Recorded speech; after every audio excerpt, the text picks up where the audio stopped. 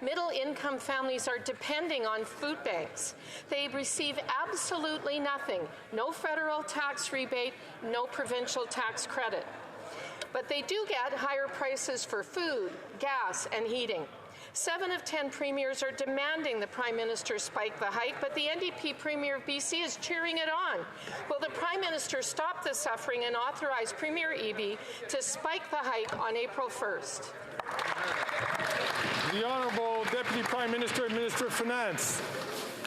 Mr. Speaker, as with the Conservative Quebec MPs, we are hearing a question that demonstrates either profound ignorance or profound disrespect of the system that the province of BC put in place. BC in 2008, led by a centre-right provincial government, put in place a world-leading price on pollution. That system is popular. That system was voted for by some current Conservative federal MPs from BC. Do they want to tear it apart? The Honourable Member from South Surrey, White Rock. Thank you, Mr. Speaker. We absolutely do, because that was a baloney answer from this minister, and that's what we're getting from the BC Premier as well. There's 200,000 British Columbians relying on food banks in a single month now. The tax credit shell game, if you qualify, is way less than you pay. BC already has the highest gas prices, $2 a litre just this morning. A 23% hike will force up prices another 18 cents a litre. This Prime Minister isn't worth the cost. Will he show some compassion and authorize the BC Premier to spike the hike on April 1st? The Honourable Deputy Prime Minister and Minister of Finance.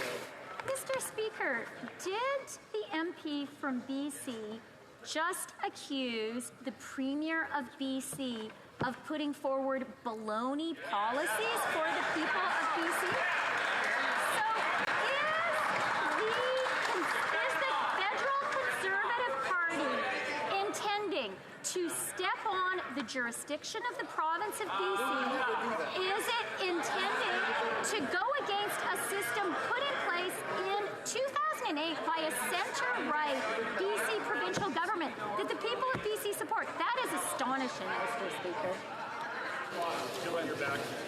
The Honourable Member from Central Okanagan, Similkameen Nicola. Mr. Speaker, after 8 years of this NDP Liberal government, more and more British Columbians are lining up at food banks. That's not baloney. The fact that many can't afford to drive with $1.99 a litre gas isn't baloney either.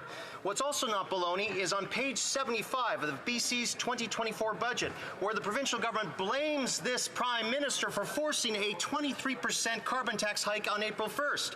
Will the Prime Minister help sandwich British Columbians and spike the hike, or do British Columbians need to throw him out like an old, spoiled, stale pack of baloney? Hey! The Honourable Deputy Prime Minister and Minister of Finance. Mr. Speaker, let's just remember that every single one of the Conservative MPs in this House today ran on a platform promising a price on pollution. And let's just remember that the BC caucus of that party includes MPs who, when they were in the provincial legislature, voted for British Columbia's current world-leading price on pollution. So Canadians and the people of BC have to ask themselves, do they even know what they campaigned on and what they voted for? The Honourable Member for Madawaska-Restigouche. Mr. Speaker, I would like to wish you and every Member of Parliament a happy Francophonie Month. Mr. Speaker, in the last budget, our government announced its action plan for official languages with significant measures that include a